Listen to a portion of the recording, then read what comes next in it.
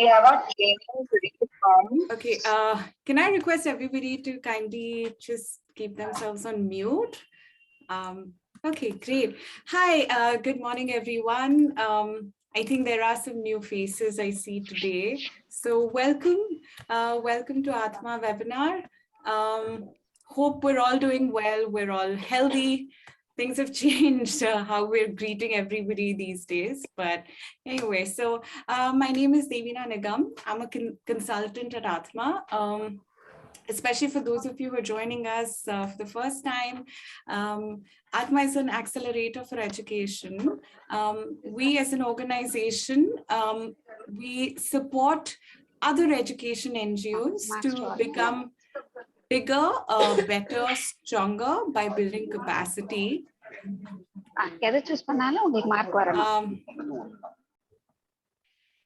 Okay, sorry, I just had to mute some participants. So yes, so as an organization, we support education NGOs to become bigger, better, stronger by building capacity and creating systems and processes to solve common organizational development matters that organizations may be facing. We started this journey in 2007, and since then we've supported over 80 organizations in their journey of excellence. At Atma, we understand the importance of shared knowledge, especially in a sector like ours where resources are just so limited, almost scarce at some level. Which is really the genesis, the reason behind Atma webinars. Atma webinars are essentially a curated platform where speakers share their practical experiences that could benefit other NGOs. Speakers are from across the sector. The topics usually range from human resource management to program management to finance policies, essentially any pressing topic that might affect us all as a whole, as a sector. Today's webinar, today we'd be talking about crowdfunding, how crowdfunding has emerged as a really powerful tool to access unrestricted retail donations for nonprofits. If you're an NGO that has considered this, but are not really clear on why you should be leveraging it, how you should be leveraging it, what should the approach be, then today this conversation is definitely going to answer some of those questions. Our speaker today is Sneha Arora. Sneha is the Chief Executive Officer at Atma, who leads the fundraising, governance, and communications verticals. She has close to 12 years of experience across private and development sectors, an MBA from ISB, the Indian School of Business. Sneha has held multiple positions across strategy consulting and corporate finance. She's deeply passionate about making a positive impact in people's lives through her work, and excited to drive this through capacity building for NGOs at Atma. Before joining Atma, she worked at Boston Consulting Group's social impact practice and has experience in supporting large-scale transformation projects in education and water with state governments in India. Interestingly, Sneha is an avid runner. She has completed over 10 half marathons. I wonder how she does it. But yes, she loves reading, baking, and is a big TED fan. With that, over to you, Sneha. Thank you so much, Devina, and good morning, everybody. Really excited to have so many of you here today for this webinar on crowdfunding. I just want to start us off by saying that as Devina very aptly said, the context, there's a lot of chatter and a lot of conversation around crowdfunding and what it can do. But we have come across an equal number of skeptics, or, some level of skepticism to say, not sure this really works, or not sure it's going to work for us. And so that was really what sparked us to say, let's have a conversation around this. Let's share experiences that Atma has encountered, both through our own efforts as well as the work we do with other nonprofits in the sector. And then, the decision, of course, is always at the end of the day, that of the NGO, and for the NGO leader to contextualize what we're sharing today to what they do, right? And take a call whether is this for me or is this not for me. So we're approaching it with a really, sort of open canvas and an open mind to say, let's share what a crowdfunding campaign looks like, right? Like at a depth.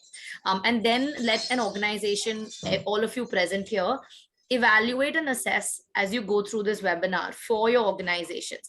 Does this make sense? Does this not make sense, right? And there can be an amazing combination of answers there, because we all know that the social sector is very diverse, right? There are no two organizations that are alike. Very few things get immediately replicable across. And so I just want to set that context right at the beginning, that please feel free to take what works for you, to drop what doesn't work for you, and to ask questions on, where you might be a little bit on the fence, like, should I do this? Should I not do this, right? In the interest of time, and we have a lot of content to cover, we will be sharing the PPT, so you'll have all this data. Don't worry about it, even if I go a little fast in some sections. B, we would really like to hear your questions. Usually, I like to take questions as we're going through the slides, but because we only have an hour, I would just encourage you, as a question pops up, just type it in the chat box. Devina will be supporting us to collate, and then we can take them all in the end. We'll keep 10 minutes to maybe ideally even 15 towards the end for questions, right? So, this is what we're going to cover today by way of content. We're going to talk a little bit about why, then we're going to go mostly into the how, and then, specific areas which we felt were critical in crowdfunding, like platform selections. Like, these are choices and decisions which can heavily impact your success or failure as a campaign, right?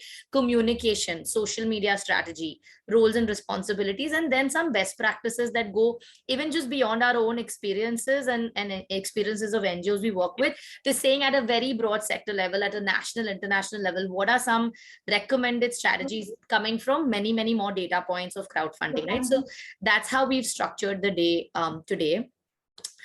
I want to start with the how, because here is where I'll address a lot of questions we get on, really, like, do you feel like crowdfunding could work? We tried our hand at it, and it didn't work for us, which is a completely valid experience and answer. But I just want to take a step back to look at crowdfunding not just as a way to raise money, but as a more strategic activity that you could be doing for your organization for these top 5 reasons in our mind. I think one is crowdfunding can really help you diversify your donor pool, right? We all know that funding tends to be restricted, goes through its ups and downs, its cycles, its regulations. And there's just a lot of uncertainty at all points in time on where is the money coming from, how is it coming to us, right?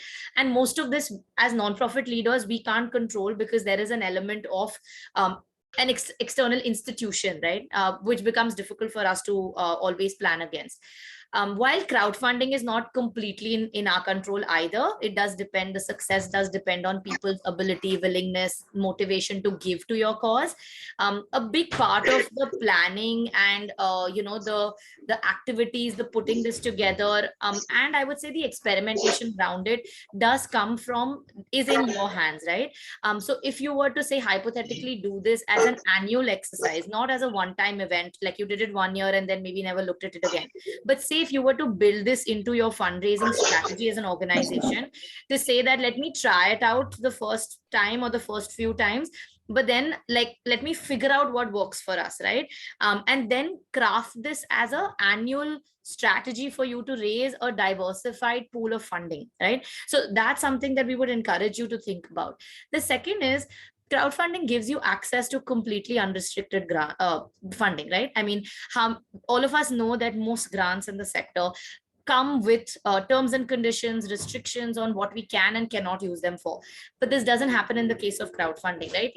Someone who's giving to you is giving to your organization and to your cause broadly. While you can specify where you might spend that money, you're not doing a donor by donor reporting, you're not picking line items out of your budget. And so the amazing amount of flexibility that unrestricted funding can bring to you is really possible through crowdfunding as one, I would say, like the number one means of that, right? The third thing is the crowdfunding campaign can also be used as a tool to advocate for your cause, right? We all talk about advocacy, and sometimes it's a bit of a black box because you don't know exactly what it breaks down into. But one of the things that it can break down into is through crowdfunding, talking about your work, spreading awareness about your work.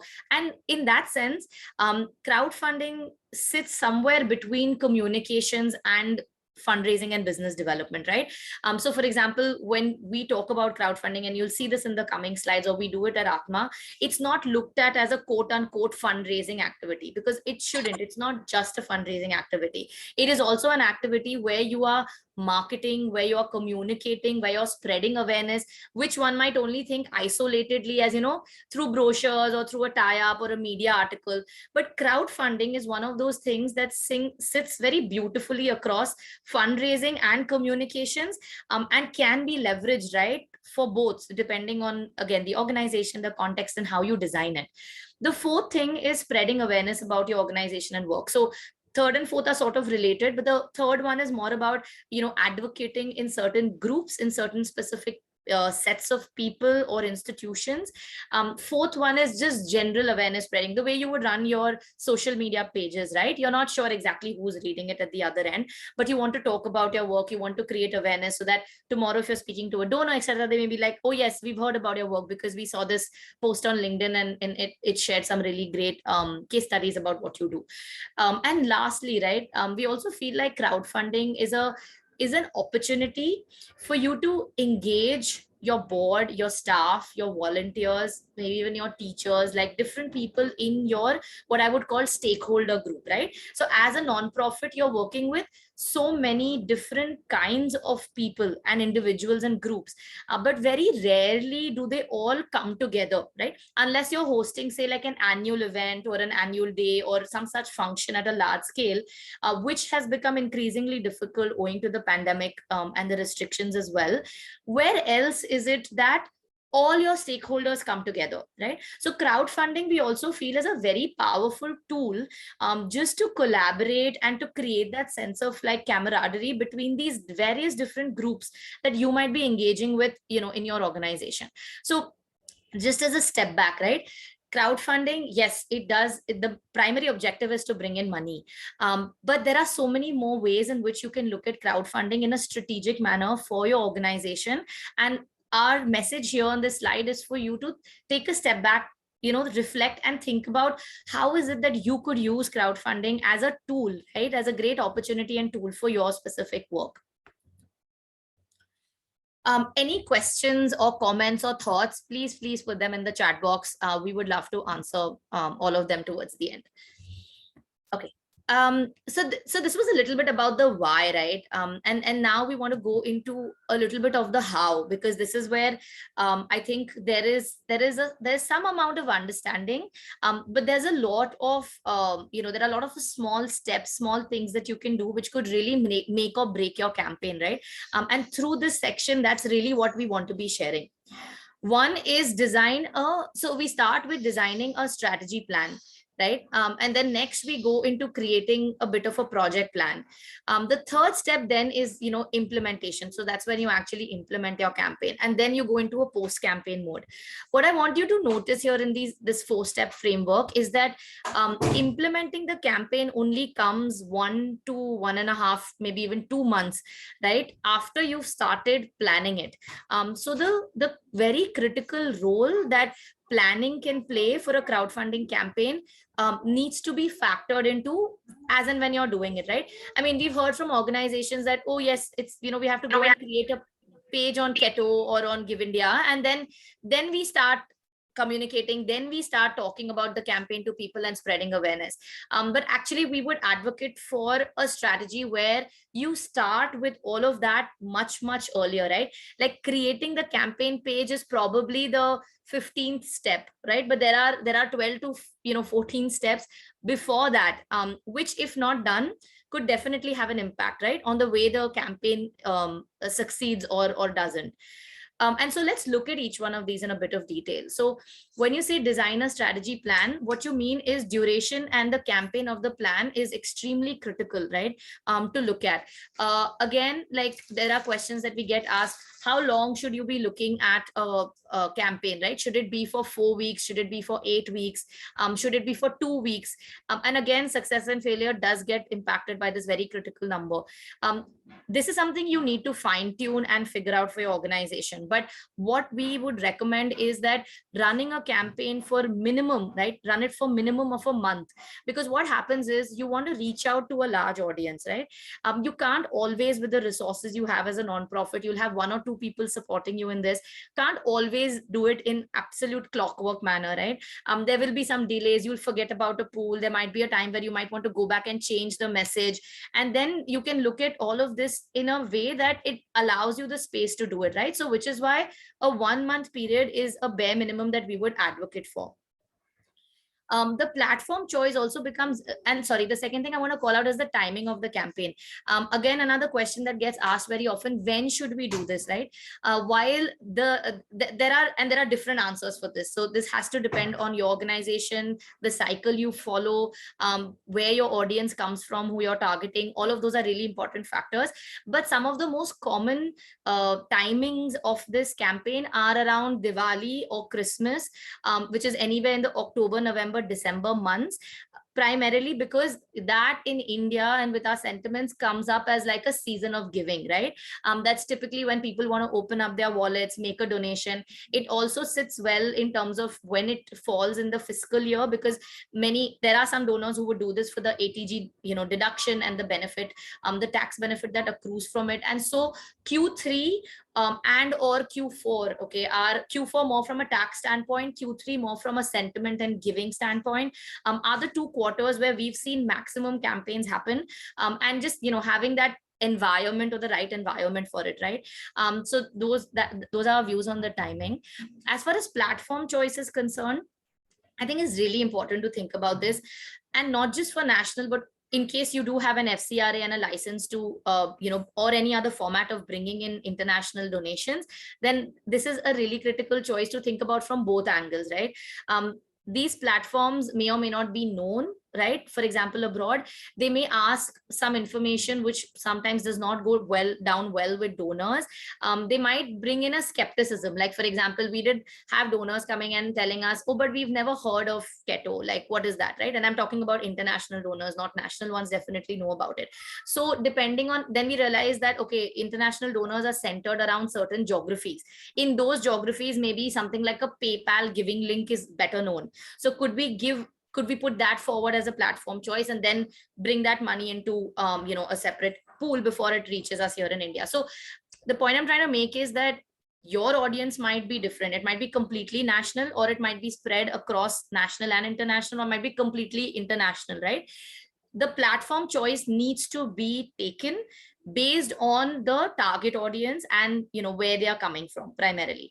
The third thing is defining your target audience, right? So probably comes before platform choice, to be absolutely honest. But even at that same stage, you are trying to make a list, right, or get a sense of who is it that's going to give to your campaign. This, I know it sounds really simple and commonsensical, but many a times what gets missed out is that one assumes that when one creates a page and puts it out there, people will just come in and give, right? But let's think about that for a moment. Who are these people, right? And if you as an organization don't have a clear articulation of the who, more or less chances are the campaign's not going to work, right? Because then you're expecting a very fuzzy donor set to come in and really give, but it doesn't actually work like that. You have to be more targeted, and you have to be more aware in terms of your comms, your outreach, everything, right? Like even a platform choice before before you actually create the campaign page and launch it. So give this some thought. You can do this in different ways. You could talk about this. You could just have a discussion around this internally. You could put down some 3 or 4 pools, right? Like say we know that we have some donors that have supported us in the past 5 years. They can't give us institutional grants anymore, but maybe they could contribute to our campaign. Let's reach out to them. Let's make a list of that, right? Second could be, we have a large volunteer base. We work with so many volunteers over the years. Maybe we're not in touch with all of them, but there could be these 4 or 5 that were very great volunteers and they've kept in touch.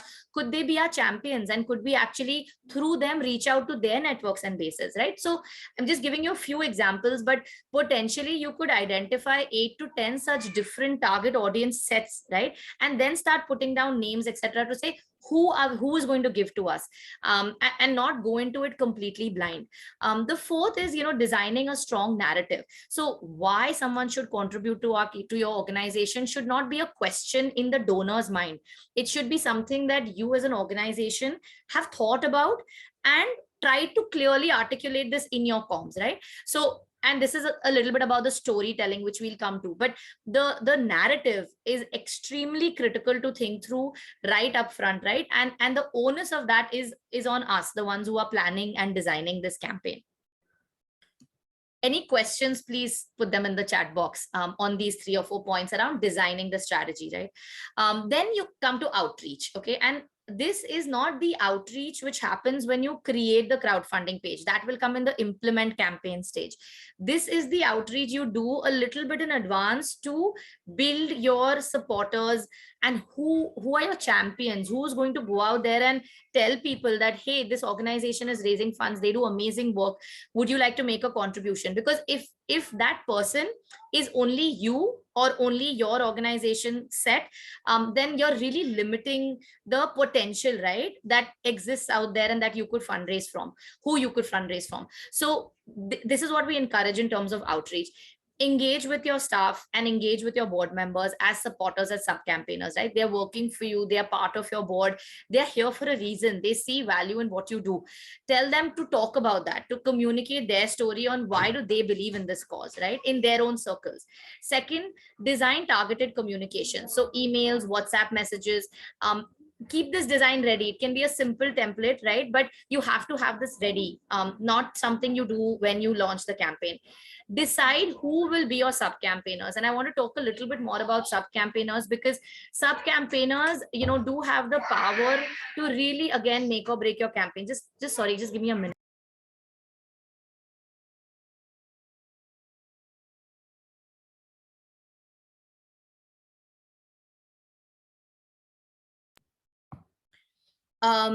So designing and keeping this collateral in advance in place is, again, something you should be doing in the planning stage. Who are your sub-campaigners? So sub-campaigners are people who will go out there and in their own circles, right, their own friends, family, work networks, etc., spread awareness about your campaign. At any given point in time, and there are no numbers around this, but just to give you an example, you could have 5 sub-campaigners, you could have 20 sub-campaigners, right? But these are what I would say your top priority, or your biggest advocates, your biggest friends, family, supporters, and get them on board as a sub-campaigner. What this does is, it not only ensures that they are giving to the cause, but also that they're going that one step forward in their own networks, right? And bringing in more people, because remember, crowdfunding is about the crowd part of it as well, right? And while one can assume that it can be a random set of people, we actually advocate for a little bit of a planning around who is this big crowd of people that's giving to you.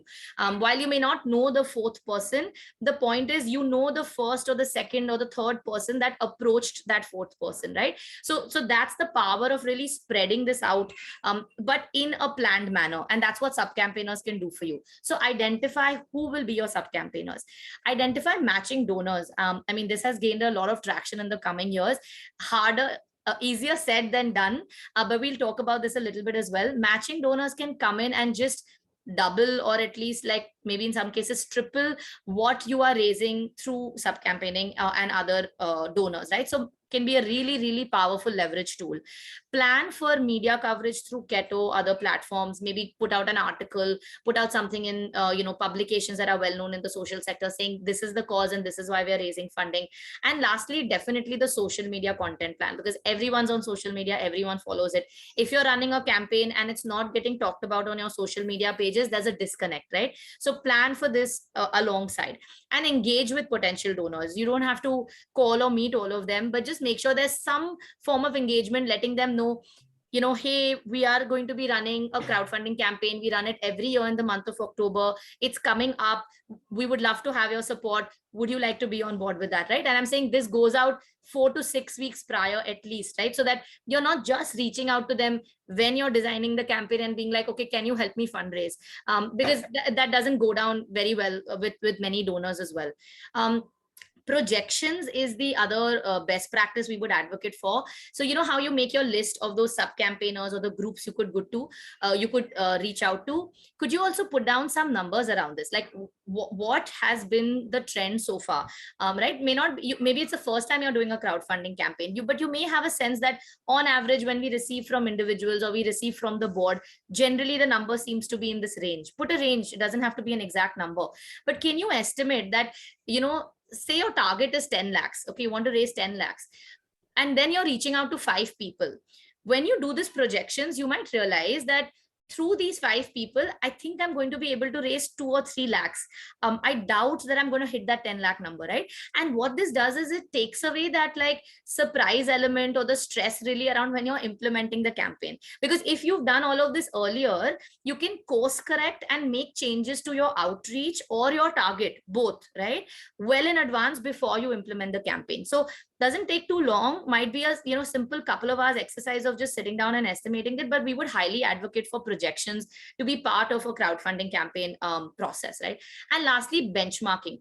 Look at other campaign pages, look at what your peers might have done, pick up some elements of their campaign, like maybe something they told a story, they included a video, they had this really good space where if somebody contributed to them, they got an immediate thank you note, like small things like that, right? What are some elements of good crowdfunding campaigns that you could adopt in your own campaign, right? So think about that a little bit.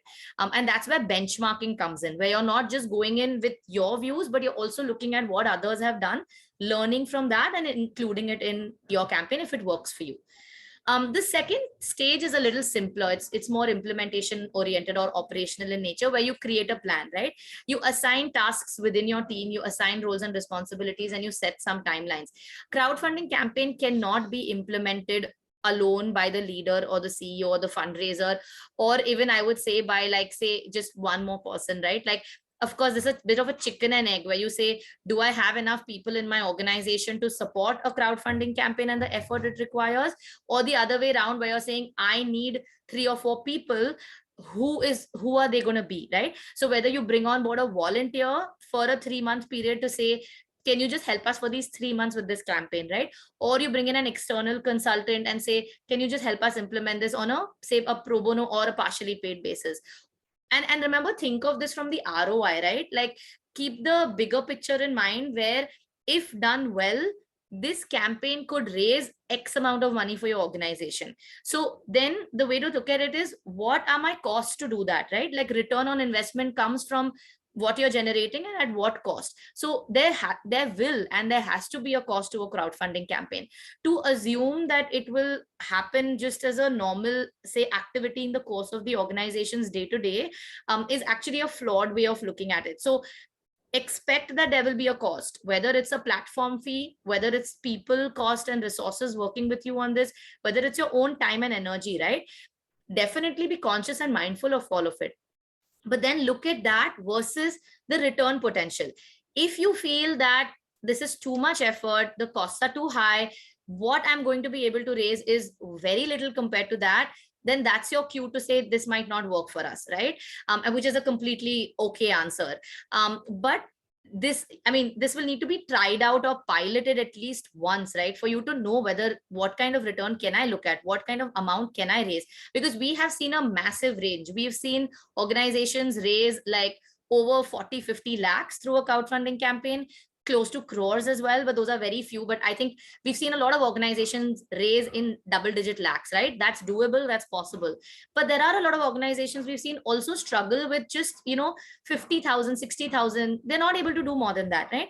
So I think a little bit of this is going to be trial and error, but do you have the openness to maybe give this a shot, look at the cost versus the benefit, and then take a call on whether this is something you want to do as a practice in your organization or not, right?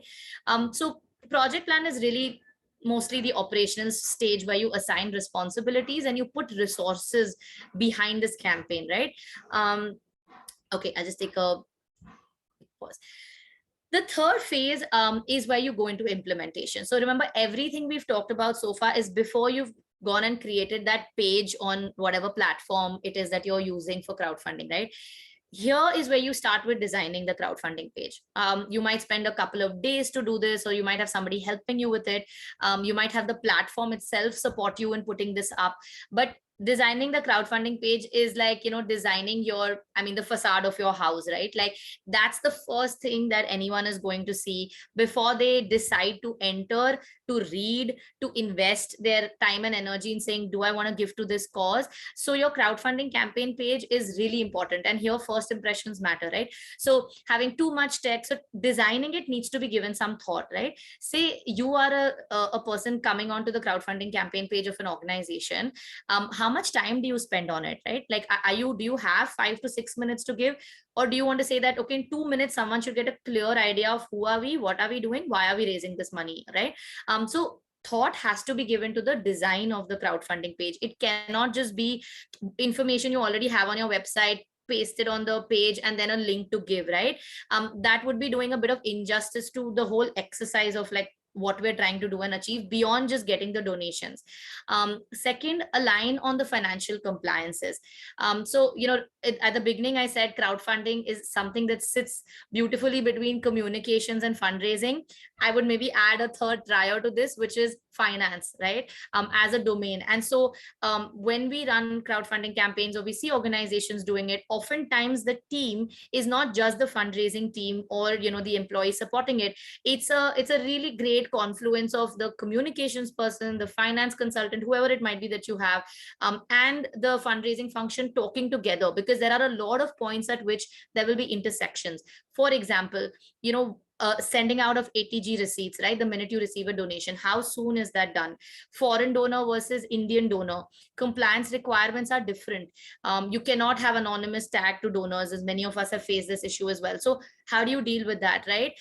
Bringing in your finance team, maybe even slightly earlier than implementing the campaign, but 110% when the campaign goes live, your finance team needs to be involved, probably needs to be on the calls with the platform as well, to ensure that like compliances and regulations are being taken care of, right? Because they are a critical part of any campaign.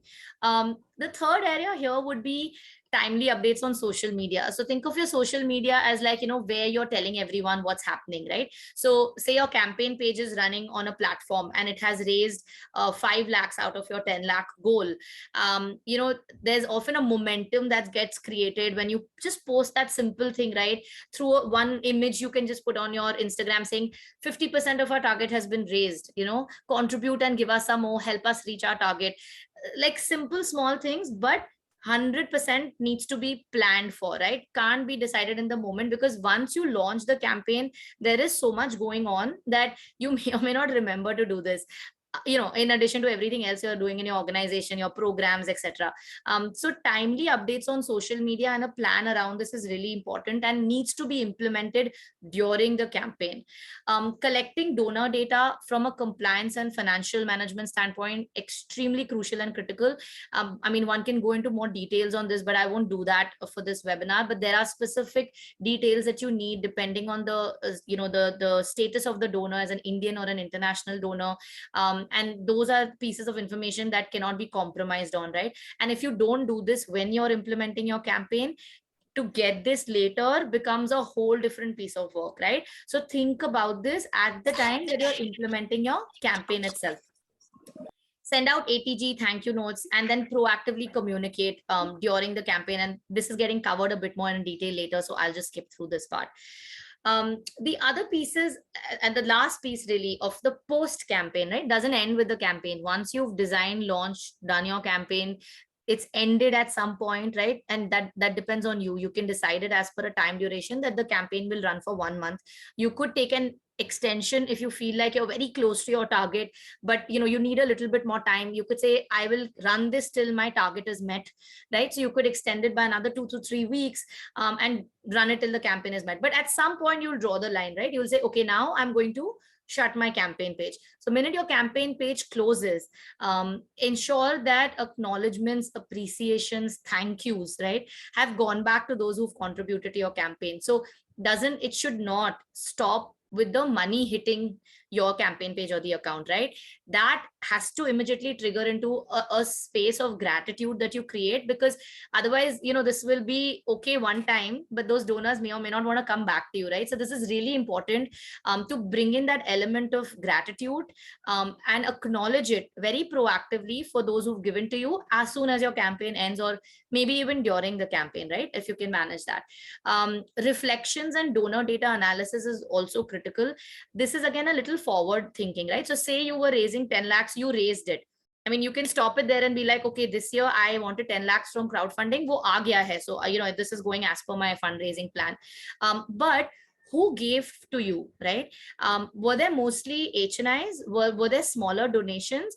Were there some institutional donors who came in and actually gave a donation? Was it mostly foreign donors? Was it a good mix of Indian foreign? It's really important to analyze your data to understand this, so that you can factor all of this into your next campaign, right? Because remember, we're not advocating for a crowdfunding campaign as a one-time exercise or something you need to do in emergency to raise funds when they're depleting or running low, right? We're talking about a very strategic approach to crowdfunding, saying this can be one of your fundraising strategies. This can be something you can incorporate and do year on year. And so if you take a strategic approach, it's important to think about the next 2 or 3 campaigns you're going to run as well. So donor data analysis can be a huge source of understanding and information, very valuable information, when you run your campaign again the next year. And lastly, just ensure all compliances are met, because I mean, if this gets missed out, it could result in, red flags or major regulatory challenges for your organization. Okay, platform selection, and just going to maybe go through this a little bit quicker. There are lots of platforms now. I mean, there was a time where we had maybe 1 or 2 platforms that used to do crowdfunding. Now that number is closer to, 8 or 10. And so how do you decide, right, which crowdfunding platform to go for? We've put down a sort of a framework to help you think through that, right? So look at these 3 areas. Look at suitability of that platform to your brand, to your cause. For example, certain platforms are known to be platforms where individuals suffering from, say, health concerns or need big expenses medically raise their funding, right? Where other campaigns are known to be, platforms where are mostly used for foreign donors, right? So each of these platforms has a bit of their own identity, and see whether that matches with your organization's identity, brand, cause, right? The cost and the charges is another important one, because they have fairly similar charges, but there is a deduction, and that differs from, platform to platform. So please look at all of those before saying I want to go for XYZ platform, right? Because you may be overpaying is basically where I'm coming from. To your foreign donors, because they are a very niche set, okay, but they don't know as much about the Indian fundraising as system or crowdfunding. So you need to think from their perspective, from the donor's perspective, not just that we are comfortable with this platform, but what is my donor comfortable with as well, right? So look at that angle from a suitability standpoint as well. Compliance wise, adhering to regulations, does this organization give you, does it support good data gathering? Like, does it have fields where people can put in the information you need later? Is there support on fund dispersal approach? Will they hold your funding and then give it to you at a particular time? From a compliance and financial management standpoint, really important to look at the platform as well. Though most of them, I will add, have this sorted out, right? Most of them are fairly consistent across this particular area of assessment. And lastly, support and PR, right? So is this platform really quick to respond to your queries? Suppose you want to make a change, you forgot something on the campaign page, you want to add it 2 days after your campaign has started. What's their turnaround time? How quick are they in like really supporting you, right, in your campaign and being a partner to you? do they give you PR or media coverage? Are they helping you find matching donors? And different platforms have different levels of support on this point, right? So I would say this one is one of the most critical ones to assess, because on the other two you may have some amount of consistency, but on this one different platforms operate differently. So look at this three point framework, right, before you take your platform choice. I really want to spend some time on the importance of communications in social media, because this is an often neglected area, right? We have found that for many nonprofits, creating that page and sharing it is the campaign, okay? And then maybe like sending a few emailers, and it stops there, right? Like that's the definition of a crowdfunding campaign in general, en masse. However, we have seen in nonprofits that have had tremendous success, okay, in their crowdfunding campaign, the factors, the critical success factors which have made a difference, and while there could be multiple, I feel like this is one of the most crucial ones, is in your communication strategy and approach, right? And this is where you go from the domain of fundraising and BD to really the domain of communications and storytelling, right? And here are some guidelines or things to keep in mind when you're designing your campaign to ensure the success. What's your narrative and what story are you telling? So your campaign page, these are non-negotiables, right? Needs to have a clear definition of what problem are you trying to solve. Don't just straight away skip to this is what my organization does, this is what we do, this is what we need money for. No, what is the broader context in which you operate, right? What is happening in the world around you, in our country, on that topic? Talk about the problem statement a bit. Use data, images. They are great ways of like communicating your work in a very short and easy to digest manner. I mean, we all know that there is an information overload, right? So how can you differentiate your messaging? Data, images really help you to do that. Put in testimonials to show them how other people talk about your work, how your stakeholders talk about your work, not just you directly, because of course you're the one asking for the money, right? So you want to get a third person's perspective on your work as well. Decide your target audience, okay, and accordingly design your communication. Maybe you're raising from a group of people that are very senior, right? Their HNI's average age of maybe 50, 60 plus. They might not even be present on social media. So if that's your target audience, then having a very, very active and huge focus on social media strategy is the wrong approach, because you're not targeting the person that you really feel will give to you and you want to raise from, right? So think about your target audience and make your choice on communication as per that. And then relatability, right? Is this relatable? Are they aligned to like what you're trying to communicate? Lastly, I really want to say this because we've had many donors come and say this, right? That you're asking us for money, but what is this money going to be used for? So there are many donors who want to know, and while you don't have to give a very specific cost head or anything like that, give them a name of a program, give them a specific area within that, give them a campaign you're running for which you need this funding, right? Like build something around your campaign where that money will be directed, right, without it becoming very restricted for you, because remember, this is your one source of unrestricted funding, so you don't want to tie it down to budget line items, right? But if a donor asks you, what are you going to use my funding towards, you need to have an answer, right? So think about this really, really simple, but sometimes questions just escapes you when you're doing, because you think crowdfunding, so generally we are raising, right? We don't need to have that much specificity around it. Don't over communicate. We have seen cases of like bombarding donor bases with emails, WhatsApps, and actually there's a point at which this goes against your campaign, right? Where people get really fed up, or they're like, why is this person reaching out to me again and again? And what you might not realize is that it's not just that you throw it out into the internet and the digital world and it doesn't come back, right? If somebody is actually reading those emails, it could create a negative impression of your organization and your work. Okay, so be very careful, like treat your communication with care. Just because it's easy doesn't mean that it needs to be overdone, right? So low touch but high impact communication is how you need to think about it. So, and there are 2-3 points that I've given there. So identify which donors are best communicated through which platform. And you don't have to do this for every single donor without making this a very onerous exercise, but create groups, right? Like I was saying, if you have a senior HNI in your pool and you're reaching out to 5 or 10 such people, for them, just send WhatsApps, right? Maybe they don't even check their email on a regular basis. They might miss out your email, your campaign might end, and then they'll see the email, right? So and then you'll be like, Arey, wo to was completely like a waste, right? That piece of communication. So use WhatsApp maybe for that group. Use social media for, you know, younger audiences, or say your employees or volunteers who are very much present on social media. So think about your communication from a who is this reaching standpoint. Please ensure there's a clear call to action. Click here to donate. This is where you give us money. Go to our campaign page here, right? Very, very clear call to action, non-negotiable in any communication that goes out around a crowdfunding campaign. And pick up the phone and call certain high priority donors, right? Don't just assume that because everything is running digitally, so let's just do it digitally. Creating that personal touch, you can do one call, right? But that's what I'm saying when I mean that's what I mean when I say low touch and high impact. You might just do it once, it'll take you 15 minutes, but chances of conversion will drastically increase versus sending that same person 3 emails and 2 WhatsApp messages, right? Define a ceiling, very important as well. Decide that you will not send more than 3 communications during your campaign to a donor. Okay, the minute you do this, you will start becoming very sharp about your communication. Then it will not be ki, yeah, you know, if you're running this for 4 weeks, har hafte we will send one email. Why, right? Why are we doing that?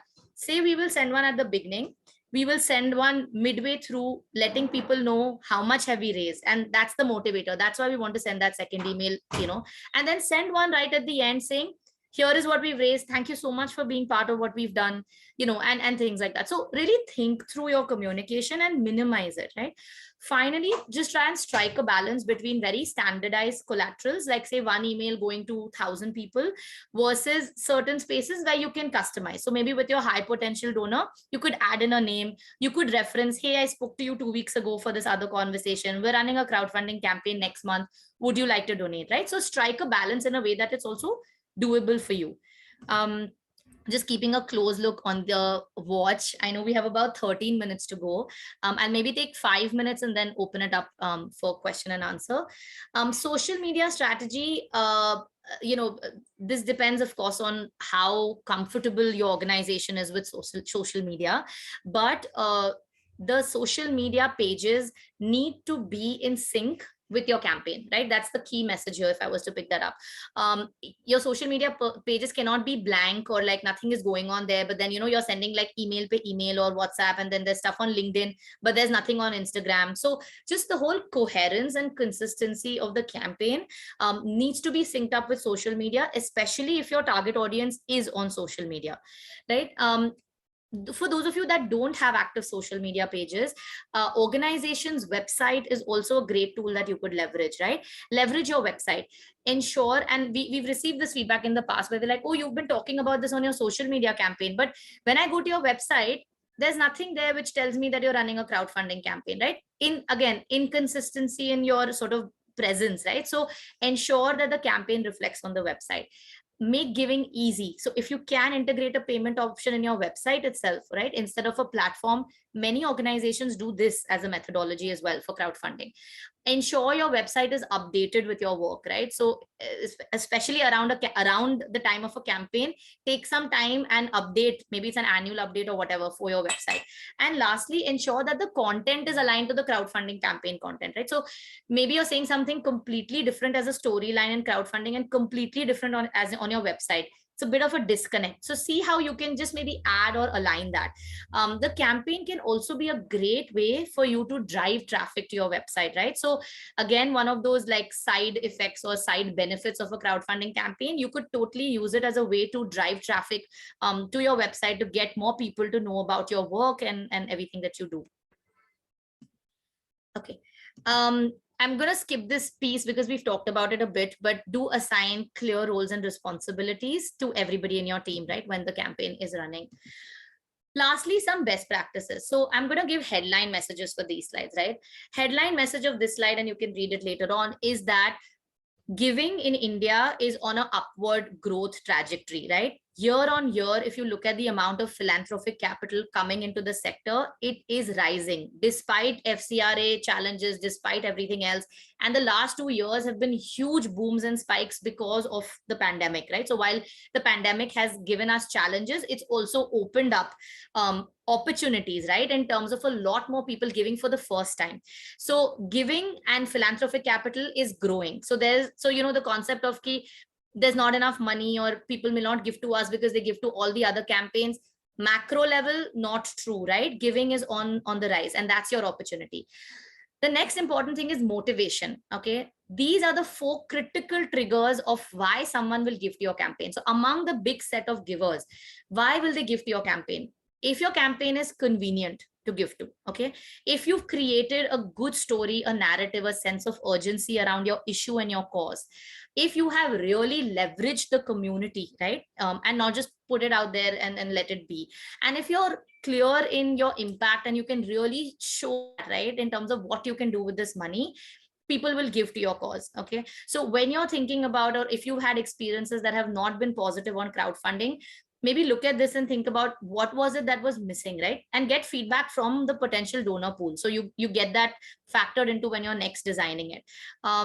A lot of people give when there is a personal touch and element involved. So this is why the whole sub campaigner strategy that I was talking about earlier can work beautifully, because while you might not know, like I said, the third or the fourth person giving, as long as there's a chain, there will be that personal touch. You won't lose out on it.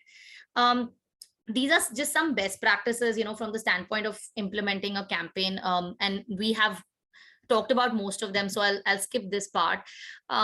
The last thing I want to just talk about is what makes people give, right? And this is really going into like the human psychology part of giving, where you're not just expecting that if you reach out to XYZ person, if they like you and they like your cause, they should give money, right? And if they didn't give money, means they probably don't care enough. But let's try and break that down a little bit, right? People really like to feel good when it comes to giving. And again, there's a lot of research, there are a lot of reports around this, right? So, but it's such a critical and such a soft element of a crowdfunding campaign that why should someone give to you, right? And that why at the very core of it is that feeling, that good feeling that you get when you do some good work, right? You've given to a good cause, it makes you feel positive. That is really what your potential donor group wants. So while you want to raise 10 lakhs, your potential donor group wants to feel good, right? Are you able to do that through your campaign? Or is your campaign all about the semantics of like, go here, click here, give me this, I'll give you ATG, done, thank you so much, we'll reach out to you next year again, right? Don't miss out on the softer element of the campaign here. And this is really the last message that I want to leave us with. Apologies for going a little bit over time, but I'll stop sharing my screen and would love to hear all the questions and comments that have come through. Devina, if you can help me with that, would be great. Thanks, Neha. Lots of questions. So I think we could start with a few questions that are here on the chat box. And Neha, we've received a lot of questions even otherwise before the session. So does anybody want to unmute themselves and ask the questions? Otherwise, I'll just pick the questions from the chat box. Yeah, I want to. So my name is Pinky and I'm a program coordinator in Spark a Change Foundation. It's in Andheri. So basically, we have our centers in different locations in Juhu, Lokhandwala, and RTO. So there is one Juhu center. We have a lot of donors who have been supporting us from last 6-7 years, but they want to do only kind donations. So I just wanted to know how we can convert these donors into donating money in our organization. They are being giving kind donations, small amounts like 50 or 100. So I'm just working on it and raising funds, helping them out, reaching to them. So just wanted Pinky, to. Yeah, sure. I mean, I can give you a suggestion. It's a very specific question, but I can give you a suggestion. I think first, like just align in advance with them. See, the good thing is that they've been giving to you for 6-7 years, right? So they know you, they know your organization. There's a relationship here. Try and sit down with them at the beginning of the year, right? Around April, March.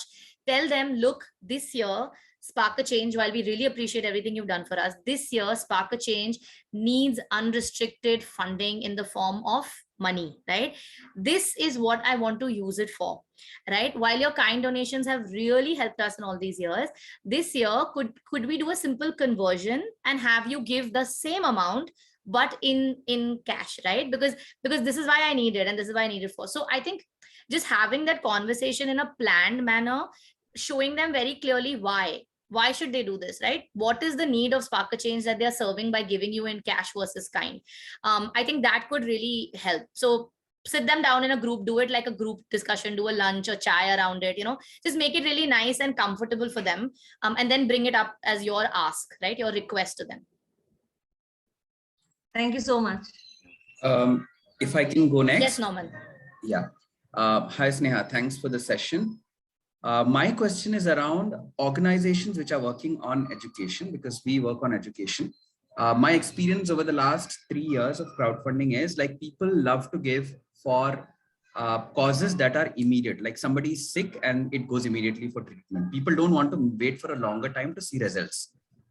Is there a way that we can convince people to say that, okay, you are investing into someone's education and it's going to take time Yeah. to see results? That is the first question. The second question is, which is the best possible crowdfunding platform for raising funds for education? Because I usually use Keto. I'm comfortable with Keto.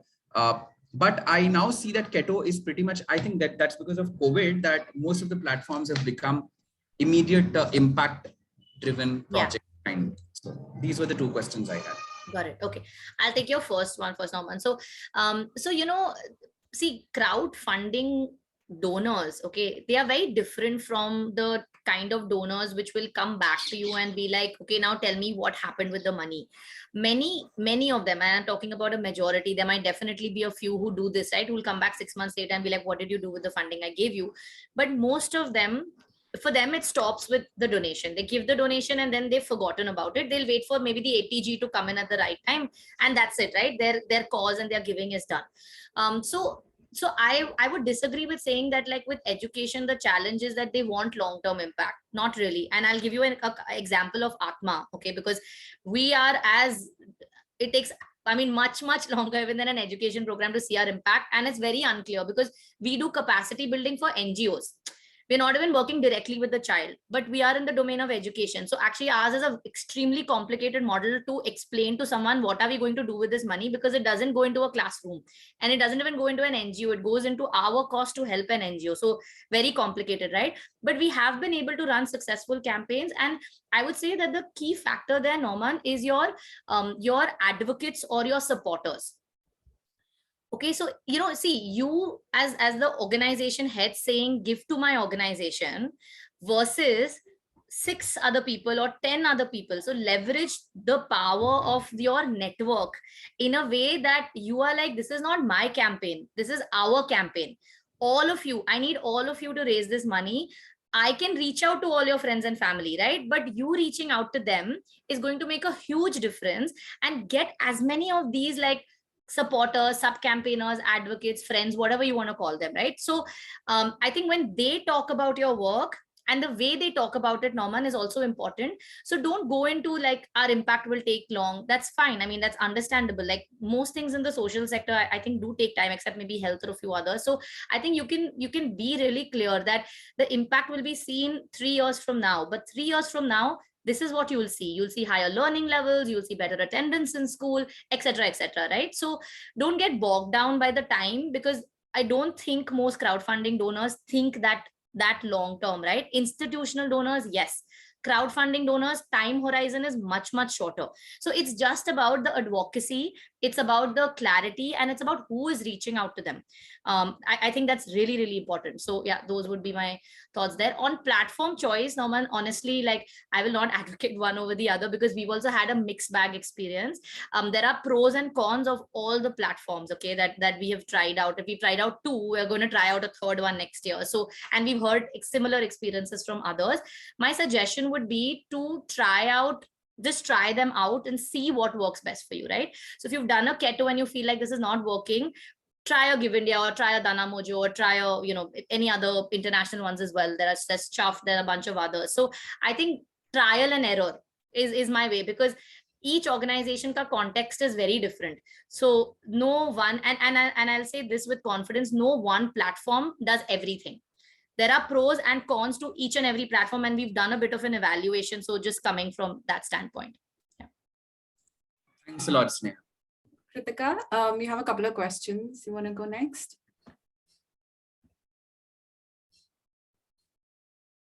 Kritika, you're on mute in case you're speaking.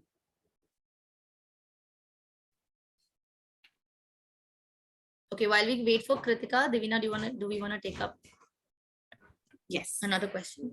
Yes. I can just ask Kritika's questions. She's mentioned those. So she's written for crowdfunding platforms like Give India, give ATG. So organizations need not give it, right? Given that due diligence is already done. I think she has a couple more. Is it required for organizations to have one dedicated person who solely manages these campaigns? Okay, so I mean ATG, Kritika, like different platforms again do this differently, but somewhere the ATG needs to be issued by the donation, the donation receipt authority, right? So say in the case of Atma, if the donation is going to Atma, then Atma as a charitable trust needs to issue the certificate. So as far as I know, this is the process and the compliance, and it cannot be issued by a platform. It might be automated by the platform, but the issuing authority is the organization, the nonprofit. So Devina, can you just tell me the second question again? Dedicated person to manage the campaigns. I mean, look, Kritika, like, see, I can completely understand because we work with so many nonprofits, most teams are really small, and there are so many people already doing so many things, but I would be doing a disservice to a crowdfunding campaign if I said no, right? I'm not saying dedicated, but all I'm saying is that think about all the pieces we've talked about in today's campaign, right? And I'm giving you a benchmark. Okay, I'm giving you probably the not the best, but one of the better ways of running a crowdfunding campaign. Now you can take out some elements of that, right? You can say, you know what, I can't do this much planning, I don't have the bandwidth for it. But if you are doing it the way that I have described in today's session, then 100% you will need not just one dedicated person, but I would say at least additionally like 2 to 3 more people supporting this, right? Like the team can be nothing less than 2 people. Like give me a bare minimum, I would say at least 2 people, maybe someone from your fundraising team, someone from your comms team, and you will need to pull in, like I said, someone from finance when the compliance questions come, because your comms and BD person may not have the perspective, right? So it's a bit of a group effort. It can't be looked at only the CEO will do it, and because he or she is the face of the organization, they should be driving this. No, there's so much back-end work that needs to happen, that this needs to be thought about and designed as a team effort, okay, not a single dedicated person effort also.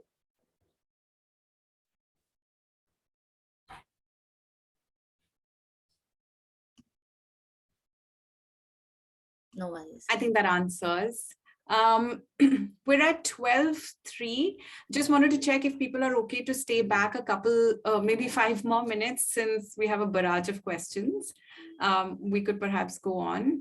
Sneha, so John has a related question, which is issuing ATG receipts is now invalid. Same needs to be done through the IT portal in April each year. So I think he just wants you to sort of relate it back to all that we've talked about. Okay, John, this is something that I would need to maybe do a quick double check on and get back, because as far as our understanding goes, the ATG receipt is still, I mean, at least for this year's campaigns, etc., has gotten issued. And I will definitely need to check on this a bit before I can respond. Is there anybody who wants to this fiscal year, sorry, was what I was trying to say. Anybody wants to unmute and go ahead? Otherwise, I'm going to ask Saloni's questions. She has a couple of questions. Not sure if she's still here, but okay. So Saloni says that is it over communication if we follow up with information on the impact the donation has created, say a few months down the line?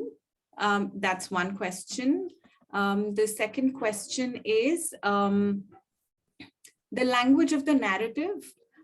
Emotive narratives can be impactful, but I wonder how you feel about posting doom gloom scenarios, dramatic selling of the misery of the people you're trying to raise money for. I personally feel very uncomfortable because it's yeah. So what are your thoughts? I mean, that one is an easy answer. I'll echo Devina. I think it does become, so look, even when we were planning campaigns, and we've talked about this with other nonprofits, it's a choice, okay? Because you have to choose between an emotional narrative and a rational narrative, okay? And that choice has to be determined by a few factors. So one is, what does your organization do? Okay, I mean, if you are supporting a cause which really, you know, comes from a space of I mean, some really vulnerable situations and backgrounds, then if tastefully done, right, you could present the picture of what the reality is. Because somewhere, you know, I mean, not hyping up the reality, but talking about the reality or presenting the reality, if it's not a pleasant one, I would not discourage that. I would say that that is something you should do, right? But the second is also, who are you reaching out to, and who is your targeted audience and donor group?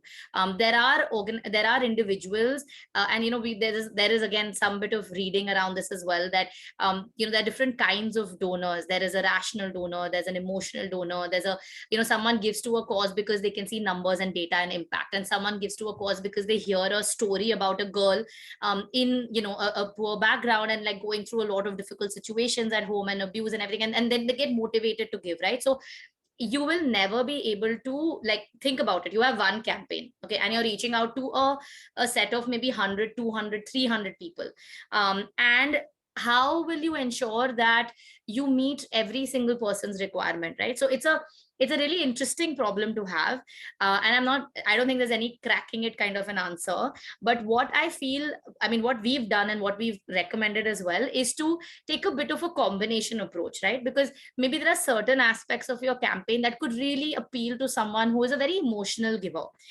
There could be some data and statistics, so you're not overdoing the numbers and all of that as well. And then there could be, you know, a little bit of the doom and gloom, maybe that to start with, or like I mean, picture of the reality of like what's going on, because that might motivate some people to give, like, oh, I didn't know that this is the size of the problem, or this is the extent of the problem. So yes, thank you everyone who's leaving. I really appreciate your feedback. Apologies again for how quickly I had to go through a lot of the stuff, but really appreciate you being here, and will 110% share the presentation. So please feel free to refer it whenever you're planning your crowdfunding campaign. Yeah, just gonna continue the question there. I think the second one was really around over communication. I think, look, I mean, getting back to donors on impact is not over communication. I would not categorize it as that. Over communication is during the campaign. I think that's primarily where I was coming from, that, you know, because in that moment, in that 3 or 4 weeks that you have, it's a little stressful, right? Like you have set a target, you have a number, you have committed that to your board, you've told people that I'm going to raise 10 lakhs through this campaign. Or even if you've not, you have an aspiration, you have a dream that, okay, I want to raise this much money because I need it for this amount, this, you know, cost head this year. And then when it doesn't get met, it can be really unnerving. It can be, you know, you can feel really like, I mean, upset about it. And there are all of these emotions which start playing in during the campaign. And then, you know, most of our immediate reaction is, what can we do about it? And then what you can do, especially in this virtual world, is you can send out one more communication. Then you say, ek aur email bhejte hain, you know, shayad is baar aa jayega. Maybe they forgot to read the last one, and maybe they, you know, I don't know, it got missed, or it didn't go to so many people.